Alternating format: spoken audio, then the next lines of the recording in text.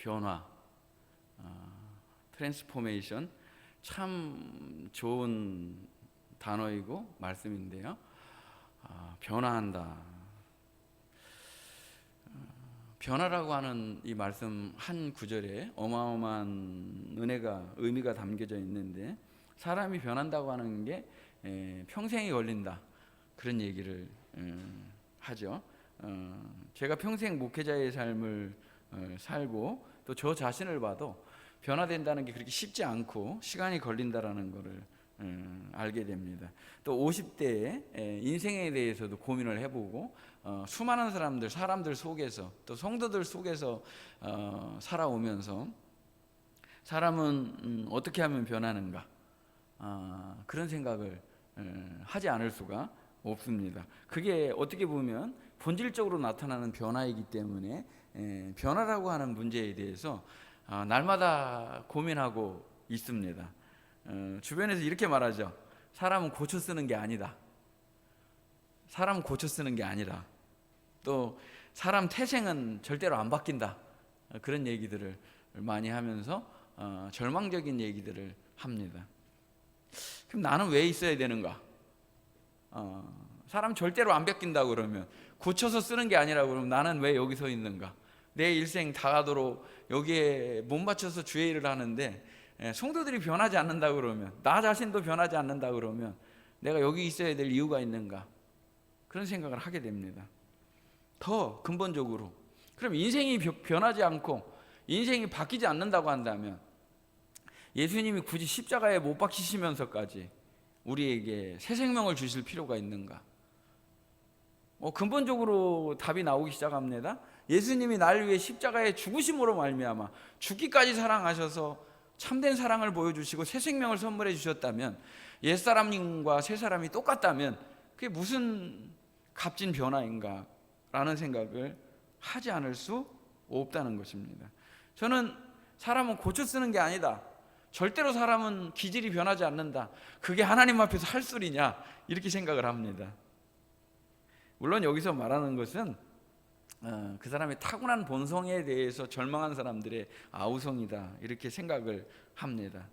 하나님께서는 우리에게 변화의 모델을 보여주시죠. 가장 우리에게 최상급의 모델은 바로 예수님이십니다. 예수님께서 그야말로 어떻게 살아내셨는지를 통해서, 어떻게 사랑을 실천하셨는지를 통해서, 그의 죽으심으로 우리에게 생명을 선물해 주신 것을 통해서 우리가 어떻게 믿음의 길을 걸어가야 될지를 보여주셨습니다. 우리는 나 자신은 어디까지 변화되고 있는가, 어디까지 왔는가, 이런 문제들에 대해서 우리는 스스로를 거울 앞에 비추게 됩니다. 그러면서 왜 내가 가지고 있는 기질은, 내가 가지고 있는 내 안의 성격은 상황에 따라서 이렇게 굴복하고 무릎 꿇게 되는가? 당연히 믿음이 이겨야 되는데 왜 믿음이 이기지 못하고 기질이 무릎 꿇는가? 믿음이 무릎을 꿇는가? 이런 고민들을 여러분이 하셨을 거다 생각을 합니다. 내 생각에는 기질이랑 믿음이랑 싸우면 믿음이 당연히 이길 것 같은데 기질이 이긴단 말이에요. 믿음이 무릎 꿇는단 말이에요. 그때 너무나 절망하고 안타까워하고 나는 뭔가, 나 이것밖에 안 되나, 이런 생각을 하셨을 거라고 생각을 합니다. 그래서 오늘은 이 변화에 대한 문제제기, 어떻게 하면 변화될 수 있는가, 무엇이 변화를 말하는 건가, 그리고 변화에 대한 해답을 제시하려고 합니다. 여러분 무슨 말씀인지 대략적으로 이해가 되고 기대가 되십니까? 나는 왜 변화되지 못하는가? 변화하는 거는 그럼 뭐를 변화됐다고 말하는 것인가? 어떻게 하면 변화될 것인가? 이것을 말씀으로 깨닫는 은혜의 시간이 되었으면 좋겠습니다. 오늘 본문에 있는 말씀을 보면요, 느부갓네살 왕이 천하에 있는 모든 사람들에게 각 언어로 조서를 내리게 됩니다. 이것은 엄한 왕의 명령입니다. 지난번에 말씀드렸다시피 왕의 명령은 곧 당시에는 절대적인 가치를 갖는데, 죽으라면 죽는 거고 사라면 사는 거고, 절하라면 절하는 거고, 풀무불에 던지라면 풀무불에 던질 정도로 굉장히 절대적인 권위를 갖는 거다 그랬어요. 근데 왕이 조서를 내리는데 1절, 2절, 3절 아주 짧은 내용이지 않습니까?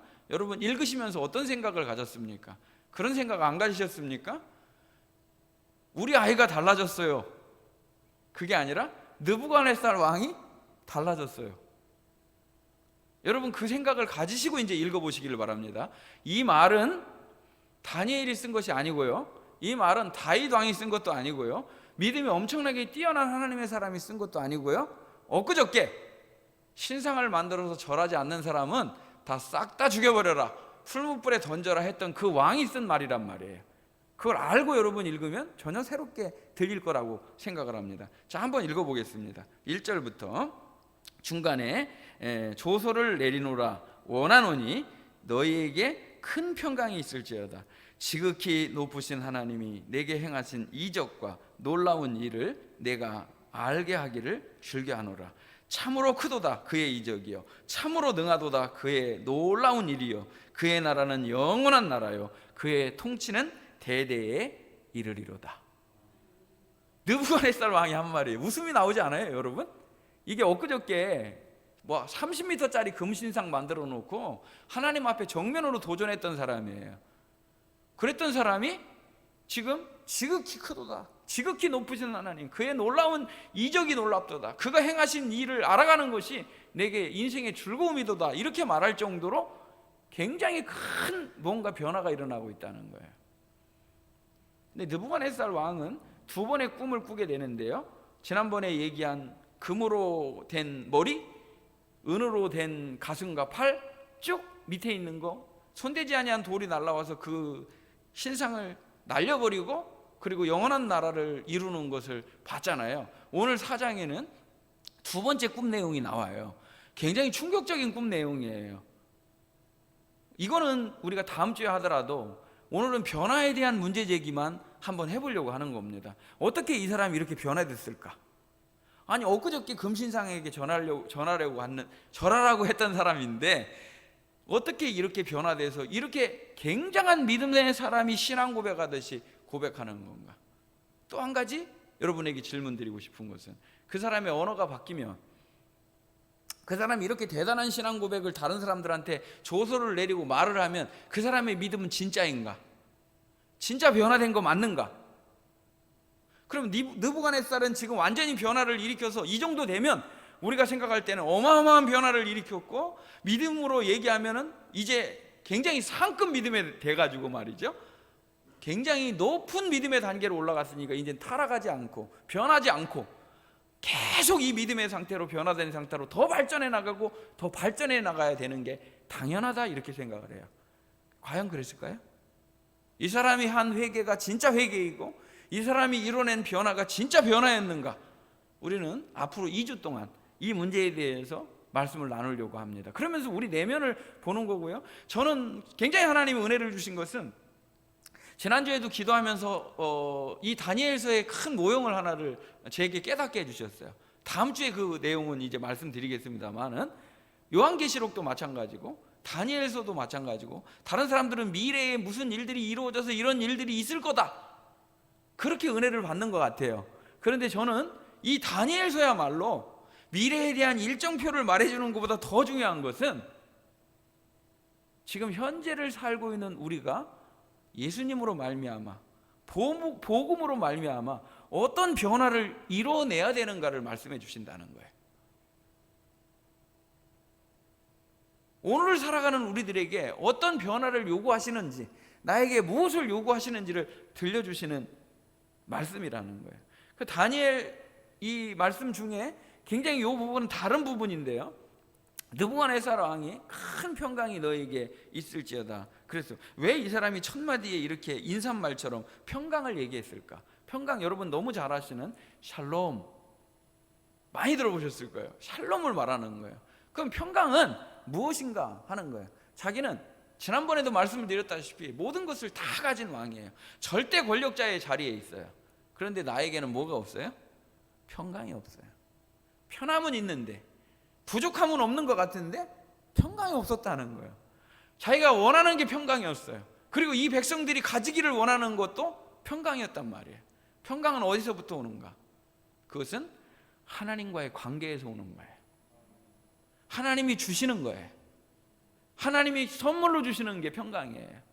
그래서 하나님 없는 평강이 없고요, 하나님과 올바른 관계가 되지 않았는데 평강은 이룰 수 없다는 거예요. 그거는 문제를 그저 덮어놓은 것뿐이에요. 부부간에도 마찬가지고 국가에도 마찬가지고 다툼의 여지도 다 있는데 그냥 봉합해 놓은 거란 말이에요. 덮어놓은 거란 말이에요. 근본적으로 우리는 그럼 어떻게 해야 되느냐?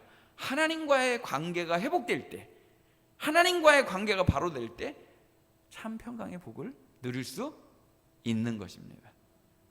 그래서 예수님께서는 요한복음 14장 27절에 보면 평안을 너희에게 끼치노니 곧 나의 평안을 너희에게 주노라. 내가 너희에게 주는 것은 세상이 주는 것과 같지 아니하니라. 너희는 마음에 근심하지도 말고 두려워하지도 말라. 주님 우리에게 주시려고 하는 근본적인 게 뭐라고요? 평안이란 말이에요. 주님은 우리에게 평안을 주시기를 원하시고 평강 주시기를 원하시는데, 그 평안 앞에 어떤 평안이 붙느냐 하면 곧 나의 평안을 너희에게 주노라. 평안은 누가 주인이라는 거예요?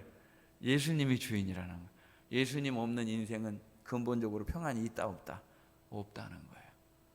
예수님이 내 주님이 되시고 예수님이 나의 주인이 되셔야지만 오는 게 평안이고, 그 예수님이 하나님과 나와의 관계에 화목제물이 되실 때 깨어진 관계가, 뒤틀어진 관계가 바로 되고 하나님과 나와 화해가 이루어진 것이 평안이란 말이에요.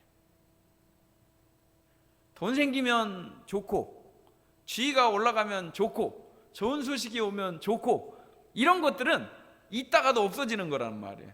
근데 하나님과 나와의 관계 속에서 오는 평안은 환경이 어떠하든지 간에, 형편이나 상황이 어떠하든지 간에 변하지 않는 평안이라는 거예요. 그래서 예수님은 이어서 말씀하십니다. 요한복음 16장 33절에 보면 이것을 너희에게 이르는 것은 너희가 내 안에서 평안을 누리는 것이다.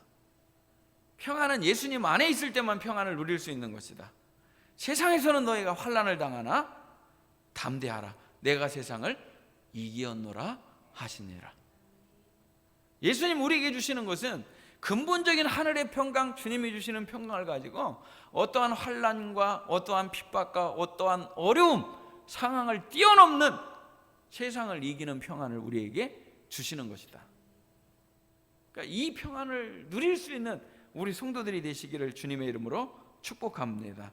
그러니까 지금 느부갓네살 왕은 자기가 이 세상의 모든 걸 다 가졌는데도 진짜 평강을 못 누린 거예요. 그러니까 이 평강이 너희에게 있기를 원한다. 하나님과의 관계 속에서 하나님이 주시는 평강으로 어떤 환경 가운데도, 왜냐하면 봤거든요. 뭘 봤어요? 풀무불에 들어가면서도 평강한 사람들의 표정을 봤고요, 풀무불 속에서 춤추는 사람들의 평강을 봤거든요. 환난이 그 평강을 뺏어가는 게 아니라는 거예요. 낮은 수준의 사람들은 어떻게 생각을 합니까? 형편이 어려우니까 내 마음이 이렇지 생각을 합니다. 형편과 상관없이 참 평강을 누리는 것, 그것이 주님이 주시는 평강이라는 것입니다. 그래서 느부갓네살 왕이 어떤 사람인지 여러분 잘 아시면 더 은혜가 되지 않습니까? 어떤 사람이었습니까? 느부갓네살 왕은 이스라엘을 멸망시킨 자이고 그 백성들을 다 포로로 붙잡아온 자이고, 그리고 성전에 있는 성물도 기물도 다 약탈해 갖고 온 자입니다. 그리고 꿈 내용, 꿈과 해석을 들려주니까 잠시 변화되는 것 같았어요. 어땠어요? 그때도 지극히 높으신 하나님을 불렀고, 네가 섬기는 하나님이 진짜 하나님이고 어떻게 사람이 꿈을 알 수가 있어 라면서 그 하나님을 높였던 자가 느부갓네살 왕입니다. 그러나 얼마 시간이 안 지나서 금은 변하지 않아, 금나라는 바뀌지 않아 라고 말하면서 30m짜리 금신상을 세워놓고, 금신상을 세워놓고 모두가 다 절해라, 내가 하나님이고 절대 권력은 없어지지 않아 라고 하는 것을 강조했던 사람이 느부갓네살 왕이었단 말이에요. 그랬던 자가 큰 평강을 얘기하면서 2절 말씀을 우리 다 같이 한번 읽어보도록 하겠습니다. 2절 말씀, 지극히 높으신 하나님이 내게 행하신 이적과 놀라운 일을 네가 알게 하기를 즐겨하노라. 지극히 높으신 하나님. 다음 주에 이 내용은 다시 말씀드리겠습니다만은 세 개의 선을 보여주셔요. 다니엘서에서 세 개의 선이, 절대적인 선이 세 개가 존재한다는 것을 제가 지난주에 묵상하고 기도하면서 느끼게 됐습니다. 세 개의 선이 존재하게 되는데 그게 네 개 행하신, 이걸 바꾸면 하나님이 이런 일을 행하셨다 이런 뜻이에요. 근데 이 다니엘서 2장과 3장에서 보면은요, 이게 이제 히브리어로 아바드라고 하는 말인데 좀 쉬운 말로 바꿔서 얘기하면 하나님이 하셨다 이런 단어예요. 그러니까 하나님이 하셨습니다 이런 뜻이에요. 여러분, 어떤 일이 일어났어요? 여러분 삶의 주변에 어떤 일이 일어났어요? 자, 똑같이 바꿔서 한번 얘기를 해볼게요. 어마어마한 축복과 어마어마한 선물을 내가 받았어요. 그럴 때 진급을 했다고 한번 생각을 해볼게요. 그러면 하나님이 하셨습니다 이렇게 말해야 된다는 거예요. 근데 내가 잘했다. 그러니까 이거 막 정말 저 마음에 있는 걸 다 여러분 꺼내서 보여주고 싶어요. 느부갓네살 왕은요, 지극히 높으신 하나님이 행하셨습니다 이랬죠. 다시 4절을 한번 보세요. 4절, 오늘 읽지 않은, 다음 주에 이제 연결해서 말씀드리려고 미리 예고편을 하는 거예요. 4절 말씀을 보면 나 느부갓네살이 내 집에 편히 있으며 내 궁에 평강할 때, 다 인생의 주어가 뭐냐면 내가 왕이고 내가 다스리고 내 집이고 내 왕궁이고 내가 세운 나라고 내가 건설한 국가고, 그래요. 모든 언어의 습관이 나예요. 그래서 언어를 보면 그 사람을 알 수 있다는 거예요. 내가 했다라는 거를 숫자까지 세가지고요, 몇 단어 할 때 내가 나오는지 그걸 보면 그 사람의 성숙도를 알 수 있대. 근데 여기에 놀라운 것은 2절에 있는 말씀을 보면 하나님이 행하셨다 이렇게 바꿨어요, 말을요. 2절에 보면 하나님이 행하셨다. 근데 전에 어떤 말을 한 사람이냐면, 이 사람이 이 국가는, 이 금신상은 내 거고 내가 세운 거다, 내가 했다 이렇게 말했던 사람이에요. 근데 이제 생각이, 의식이 속에서부터 바뀌기 시작했다는 거예요. 나로부터 하나님이 하셨습니다로 바뀌기 시작했다는 거예요. 이게 변화의 작은 아주 조짐이라는 거예요. 그래서 내가 한 것이 아니라 하나님이 하셨습니다. 그리고 겉이 변한다고 그래서 그 사람의 속이 완전히 바뀐 건 아니잖아요. 우리가 노력은 할 수도 있어요. 변화한 것처럼 노력할 수도 있어요. 굉장히 무섭죠? 사람이 변화되고 있다라는 것을 노력으로 보여줄 수도 있단 말이에요. 그렇게 안 했던 사람인데, 예를 들면 너무 적나라한가요? 어떤 일들을 안 했던 사람인데, 혹은 어떤 일을 했던 사람인데 그 했던 거를 안 할 수도 인간이 있단 말이에요. 그걸 끊는 모습을 보일 수도 있고요, 반대로 얘기하면요, 안 했던 걸 함으로 인해서 그 사람 진짜 변화되고 있네? 사람들이 놀라게 해줄 수도 있다는 거예요. 그러나 예수님은 인생이 변화되는 것은 그렇게 해서 변화되는 게 아니래요. 어떻게 해서 인생은 변화되는가? 회개하라, 천국이 가까웠느니라. 진짜 회개가 있을 때 그 인생이 변화된다는 거예요. 회개는 인생의 완벽한 방향 전환이에요. 내가 가던 삶의 방향을 정반대로 바꾸는 거예요. 나를 위해서 살던, 세상을 위해서 살던, 죄를 향해 달려가던 인생이 하나님 영광, 주님으로부터 주님께로 가는 것이 바로 회개라는 거예요. 완전한 방향 전환이 있어야지만 그 인생이 변화될 수 있다는 거예요. 이거를 여러분이 오늘 은혜의 말씀을 보시면 쭉 제가 기록을 해놨어요. 공간이 되는 범위 내에서 채워놨는데요, 내가 변화되고 있는가를 바꿔서 체크리스트로 바꾸면 좋을 거라는 생각이 들어요. 나에게는 1번 평강이 있는가? 그 평강이 환경이나 상황이 바뀌어도 여전히 하나님의 평강이 존재하는가 하면 지금 나는 변화되고 있는 거예요.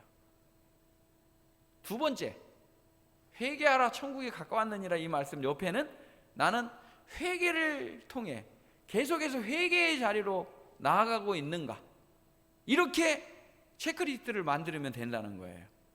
세 번째, 마태복음 16장 24절에 있는 말씀을 보면요, 이에 예수께서 제자들에게 이르시되 누구든지 나를 따라오려거든 자기를 부인하고 자기 십자가를 지고 나를 따를 것이니라.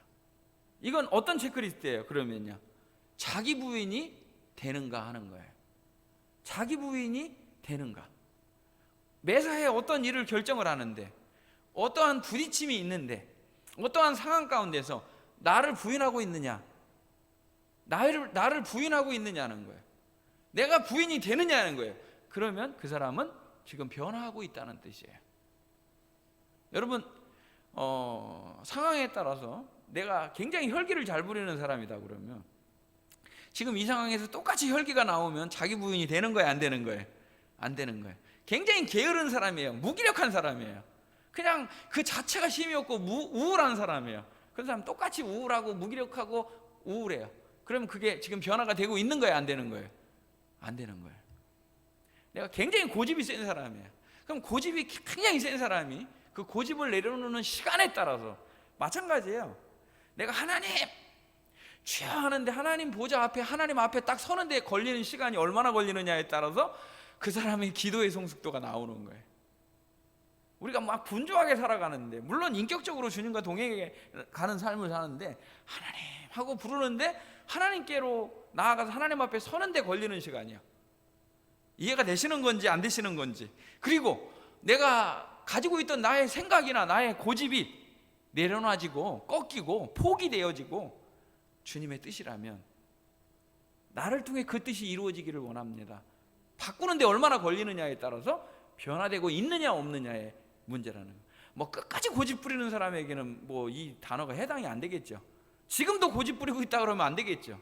근데 하나님이 뭘 원하시는구나, 하나님이 내게 말씀하시려고 하는 거 이것이구나. 그러면 어떻게 돼요? 나를 내려놓고 내 뜻을 버릴 수 있는 그 자리로 나아가는 거, 그것이 그렇게 빨리 이루어질 수 있도록, 빨리 이루어지면 질수록 그 사람은 변화에 가고 있는 사람이다. 결국 자기 부인이라고 하는 것은 나 스스로는 십자가를 질 수가 없잖아요. 나 스스로 하는 게 아니잖아요. 내가 그리스도와 함께 십자가에 못 박히는 것이고, 나의 자아와 나의 옛성품이 십자가에 못 박히는 겁니다. 그러면 나는 죽고 그리스도가 내 안에서 나오는 것입니다. 내가 살면 예수가 다시 십자가에 못 박히는 것이고, 내가 죽으면 예수님이 사시는 거예요. 내가 죽는 은혜를 날마다 내가 죽었음을 자랑하고, 내가 죽었음을 선언하고, 내가 죽었음으로 예수님은 영광 받으신다는 거예요. 왜 싸움이 일어나는 겁니까? 왜 다툼이 일어나는 겁니까? 자기 부인이 안 되기 때문에 그런 겁니다. 아예 죽으면 싸울 일이 없는 거예요. 회개와 자기 부인, 이것은 같이 가는 거예요. 회개하고 자기 부인이 이루어져야지만 계속해서 매 순간 매일의 싸움에서 나는 죽고 그리스도가 사는 그 은혜 가운데 거하는 그 축복을 받는 성도들이 되시기를 주님의 이름으로 축복합니다. 우리 주변에는 사실 느부갓네살이 많죠? 느부갓네살 왕이 너무 많죠? 내 안에 있는 게 느부갓네살이에요. 아무것도 없는데도 불구하고 내가 왕인 것처럼 살아가고, 그리고 뭐 좀 된다, 내가 깨달았다, 그럼 하나님의 이름을 마음껏 높이죠. 그리고서 별거 아닌 상황에 우리는 고꾸라지고 주저앉아서 낭망의 자리로 나아가고, 이게 변화야? 이게 변한 거 맞아? 나는 어디까지 온 거야? 라고 한탄할 때가 있죠. 아프단 말이에요, 이럴 때. 그래서 제가 만든 말이 있어요. 숨만 쉴 수 있으면 끝까지 버틴다. 숨만 쉴 수 있으면 버텨요. 인생이 그렇게 약해요. 숨만 쉴 수 있으면 고집을 부린단 말이에요. 성경은 우리에게 말씀하십니다. 회개하고 자기를 부인하는 사람은, 회개하고 돌아온 사람은 말씀을 가지고 돌아오라는 겁니다. 내가는 못하니까 말씀을 가지고 돌아오라는 거예요. 그래서 그 유명한 호세아 14장 2절 말씀이 있는 겁니다. 너는 말씀을 가지고 여호와께로 돌아와서 아뢰기를 모든 불의를 제거하시고 선한 바를 받으소서. 우리가 숫송아지를 대신하여 입술의 열매를 드리리이다. 말씀을 가지고 돌아와야 된다는 거예요. 우리가 기준이 없다고 그러면 어떻게 살아가겠습니까? 이럴 수도 있고 저럴 수도 있겠죠. 근데 말씀은 기준이에요. 하나님 말씀은 우리 마음속에 기준을 세워주시는 거예요. 그리고 하나님의 말씀은 이따가 말씀 맨 마지막에 나오는데 어떻게 해야 될지를 구체적으로 가르쳐 주시고 그걸 다 느끼게 해주시는 것이 하나님의 말씀이라는 거예요. 참으로 우리가 이 말씀 중심의 신앙을 회복할 때, 말씀이 내 안에서 딱 서 있을 때, 말씀으로 돌아가는 것이 빨리 이루어질 때 그 사람에게 변화가 이루어질 수 있다는 것입니다. 이제 꿈 내용을 말씀드리면 시간이 너무 많이 가기 때문에 다음 주에 꿈과 그 해석을 통해서 우리에게 뭘 말씀하시려는지, 이제 나에게 뭘 말씀하시는지 거기를 우리가 집중해서 달려갈 겁니다. 우리에게 나에게 뭘 말씀하시려고 하는지 이제 듣게 될 텐데요. 느부갓네살 왕이 변한 게 하나가 있어요. 자, 4절에 보면 내가 왕이고 내 집이고 내 궁이고 내 모든 것이라고 말하는데요. 빨리 한번 여러분 찾아보시겠습니다. 17절 말씀을 한번 보시겠습니다. 17절 말씀 17절, 이제 꿈 내용은 여러분이 모르니까 이 내용이 잘 이해가 안 될 텐데요. 단어에만 집중하시기를 바랍니다. 꿈 내용을 설명하면서 이는 순찰자들의 명령대로 거룩한 자들의 말대로이니 지극히 높으신 이가 사람의 나라를 다스리시며 자기의 뜻대로 그것을 누구에게든지 주시며 또 지극히 천한 자를 그 위에 세우시는 줄을 사람들이 알게 하려 함이라 하였느니라. 그 단어 밑줄 하나 그어보세요. 여러분 마음속으로 자기의 뜻대로. 우리 여러분 마음속으로 한번 따라해 보시기를 바랍니다. 자기의 뜻대로, 자기의 뜻대로, 자기의 뜻대로. 하나님이 지극히 높으신 분이신데 그분은 자기의 뜻대로 세계를 다스리신다는 거예요. 나라를 다스린다는 거예요. 누구에게 줄 수도 있고 뺏을 수도 있고 세울 수도 있고 멸망시킬 수 있는 분이 하나님이시래요. 자기의 뜻대로. 25절 왕이 사람에게 쫓겨나서 들짐승들과 함께 살며, 꿈 내용 해석입니다. 이제 나중에 다 나옵니다. 함께 살며 소처럼 풀을 먹으며 하늘 이슬에 젖을 것이요 이와 같이 7대를 지낼 것이라. 그때에 지극히 높으신 이가 사람의 나라를 다스리시며 자기의 뜻대로 그것을 누구에게든지 주시는 줄 알았다. 놀라운 걸 깨달아요. 나중에 깨달음에 대해서 이제 말씀드릴 겁니다. 뭘 인생에 있어서 그 사람이 깨닫는 수준이 그 사람 인생의 수준이에요. 못 깨달으면 평생 가는 거예요. 그렇게 깨달아야 돼요. 절대로 이렇게 하면 안 된다, 이렇게 해야 된다, 깨달아야 된다 이거예요. 근데 하나님은 지극히 높으신 분이시고 자기의 뜻대로 자기의 뜻을 이루시는 분이다라는 걸 깨달았다는 거예요. 32절입니다. 내가 사람에게서 쫓겨나서, 이 사람이 느부갓네살입니다. 내가 사람에게서 쫓겨나서 들짐승들과 함께 살면서 소처럼 풀을 먹을 것이요 이와 같이 7대를 지내서 지극히 높으신 이가 사람의 나라를 다스리시며 자기의 뜻대로 그것을 누구에게든지 주시는 줄을 알게 하기까지 이르리라 하더라. 똑같은 말씀이 지금 반복되는 이유를 여러분 알으셔야 돼요. 자기의 뜻대로, 자기의 뜻대로. 맨 마지막 5절 말씀까지만 하도록 하겠습니다. 35절. 땅의 모든 사람들을 없애는 것 같이 여기시며 없는 것 같이 여기시며 하늘의 군대에게든지 땅의 사람에게든지 그는 자기 뜻대로 행하시나니 그의 손을 금하든지 혹시 이르기를 내가 무엇을 하느냐고 뭐 대항할 자가 아무도 당연히 없다는 거예요. 자기 뜻대로. 여러분, 요즘에 여러분 마음속에 있는 소원이 무엇인가요? 여러분이 요즘에 아주 최근에 세운 계획은 어떤 일인가요? 나는 이렇게 할 거야. 나는 앞으로 이렇게 인생을 살 거야. 좋아요. 여러분이 계획을 세우고요, 여러분이 뭔가 설계를 한다고 하는 것은 가능성이 있고 희망이 있다는 거예요. 아무런 꿈도 없는 사람보다 나는 이렇게 할 거야 라는 생각을 가진 사람이 당연히 나은 겁니다. 그런데요, 그게 여러분 속에서 여러분의 욕망에서 빚어낸 계획이고 목표입니까? 아니면 하나님의 뜻을 이루어 드리는 계획이고 목표입니까?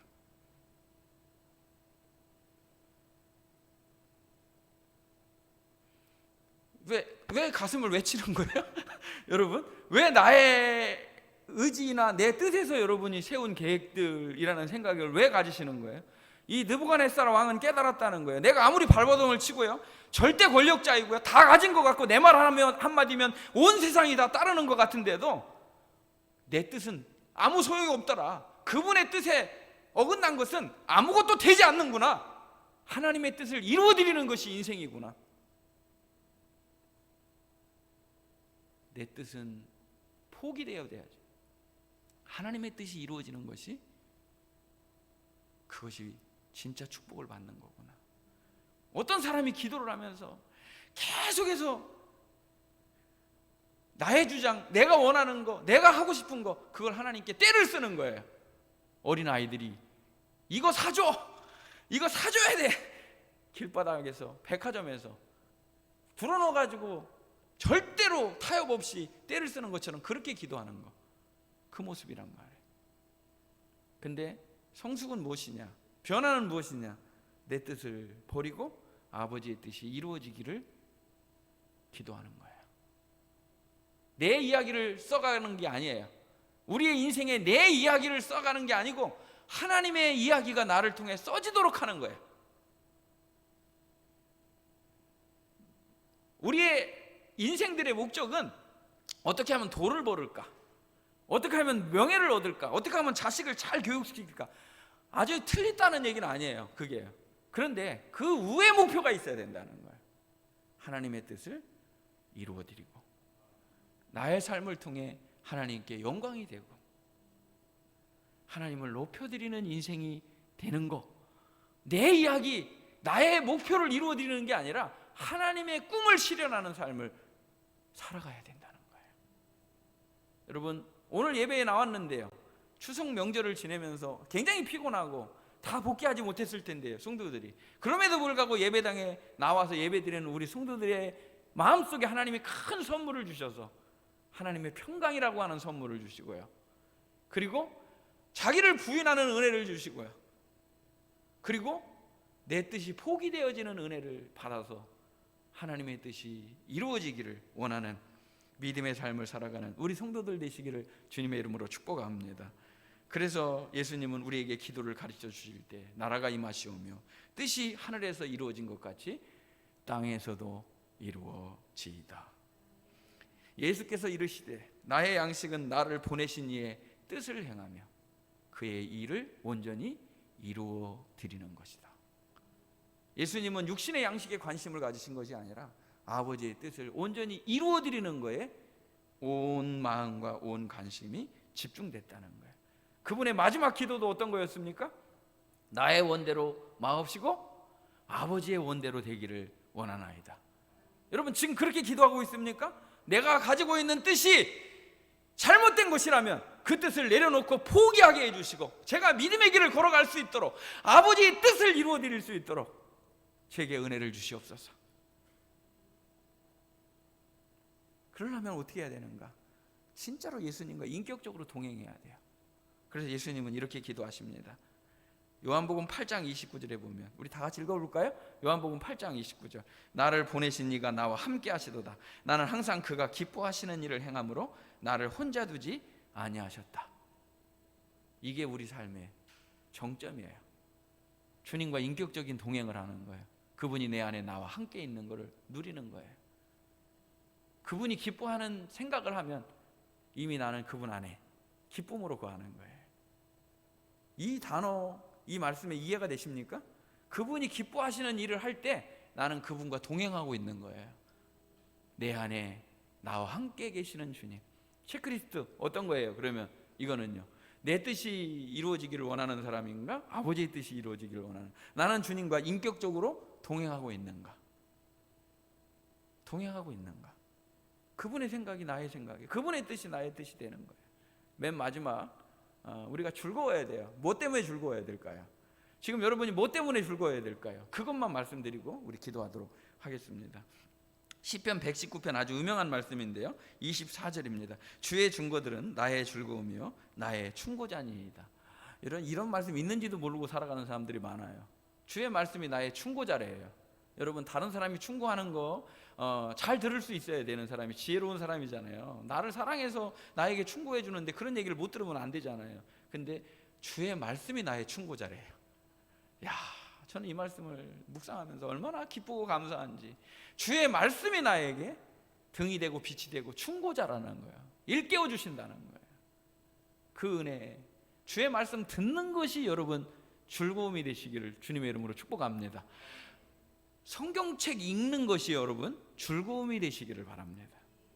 주의 말씀을 듣고 있는 게 즐거움이 돼야 돼. 주의 말씀을 순종하는 게 즐거움이 돼야 돼. 그런 사람은 말씀이 나에게 충고를 해주신대요. 왜 나에게 말씀을 안 해주셔? 안 들으려고 하니까 안 알려주지. 들으려고 해야지. 충고해 주세요, 말씀해 주세요 해야지만 말씀이 들린다면. 얘기했는데 나는 분명히 내가 얘기했는데 너 왜 안 들어? 그것도 안 들리잖아요. 우리가 맨 마지막입니다. 119편 35절. 나로 하여금 주의 계명들의 길로 행하게 하소서. 내가 이를 즐거워함이니이다. 주님이 주의 계명의 길로 가게 해주세요. 내가 걸어가는 길이 주의 길이기를 원합니다. 이 길을 걸어가는 게 즐거움이 되기를 원합니다. 여러분, 기도하는 게 즐겁고 찬송하는 게 즐겁고 말씀 읽는 게 즐겁고 듣는 게 즐겁고 행하는 게 즐겁고 주의 길을 걸어가는 게 즐거움이 되면 그 사람은 변화되고 있는 거예요. 주의 길 걸어가는 게 부담스럽고 그냥 너무 힘들고 그러면 변화되고 있는 게 아니겠죠. 이 길로 걸어가는 게 즐거워야 된단 말이에요. 오늘 이 말씀을 통해서 변화의 조짐이 조금씩 일어나고 있어요. 우리 여러분 느끼지 못하지만 지금 이 성전에 나와 있는 것 자체가 여러분은 지금 변화하고 있는 거예요. 변화되고 있는 거예요. 그럼 어떻게 이 변화들을 더 하나님이 원하시는 방향으로 이루어낼 것인가? 그런 부분들을 우리가 고민하기 위해서 이 말씀을 보는 거예요. 나는 하늘의 참 평강을 선물로 받은 사람인가? 환경 때문에 흔들리지 않는 진짜 평강을 가지고 있는 자인가? 그리고 회개의 은혜 가운데 있는가? 나는 아무렇지도 않아, 죄를 졌는데. 이거는 문제가 있는 거예요. 큰 문제예요. 이거는요. 정말 두렵고 떨리는 마음이 들고 하나님을 경외하는 마음이 내 안에 있어서 회개의 자리에 앉을 수 있는 거 큰 은혜예요. 나의 절망을 경험하는 게 필요하단 말이에요. 내가 죄인인 걸 깨닫는 게 필요하단 말이에요. 자기를 부인하는 게 얼마나 복인지를 깨닫는 게 필요하단 말이에요. 내 뜻을 버리는 것, 이것이 매일매일 이루어져야 돼요. 그리고 아버지의 뜻을 내 뜻으로 여기고 세우고 내 이야기가 아니라 하나님의 이야기를 써가는 우리 성도들이 되어서 그 길이 주님과 함께 걷는 인격적인 동행이 되고, 그리고 주의 말씀이, 주의 길이 즐거움이 되는 은혜가 있어서 겉만 변화되는, 입술만 변화되는, 모양만 변화되는 그런 모양적인 게 아니라 우리의 내면의 형질이 바뀌는, 우리의 속사람이 완전한 변화를 이루는, 예수님이 원하는 변화의 자리로 들어가는 저와 여러분이 되기를 간절히 원합니다. 진짜 변화되고 있습니까? 그 부분을 함께 고민하고 이 변화를 이루어가는 축복받는 성도들이 되기를 원합니다. 하나님 감사합니다. 오늘 또 귀한 자리에 우리를 초대해 주시고 이 귀한 자리에서 하나님의 은혜를 마음껏 누리게 해주셔서 참으로 감사합니다. 지금 우리는 하나님의 말씀을 보면서 이 체크리스트가 부담되기도 하고 어려움이 있기도 하지만, 그래도 하나님은 우리에게 우리의 심령에 문을 놓고 하시고 나를 부르시고 나에게 요청하시는 간절한 음성을 우리가 듣게 됩니다. 하나씩 이 문제들의 산들을 주님의 은혜로 넘어가고 말씀으로 넘어가고 기도로 극복해가는 은혜들이 있게 하여 주시옵소서. 아버지, 아버지의 뜻이 우리를 통해 이루어지게 하여 주시고, 나의 이야기를 써가는 자들이 아니라 하나님의 그 놀라우신 계획들을 이루어가는, 하나님의 이야기를 써가는 우리 성도들이 되게 하여 주시옵소서. 오늘 이 아침에 하늘의 평강을 누리게 하여 주시고, 하나님의 기뻐하시는 일을 가슴에 품음으로 말미암아 주의 길을 걷는 것이 즐거움이 되게 하여 주시옵소서. 놀라우신 하나님, 그분이 행하시는 일들을 알아감이 즐거움이 되게 하여 주시옵소서. 진짜 변화의 자리로 우리를 이끌어 주실 주님을 찬양하며 예수님의 이름으로 기도하옵나이다. 아멘.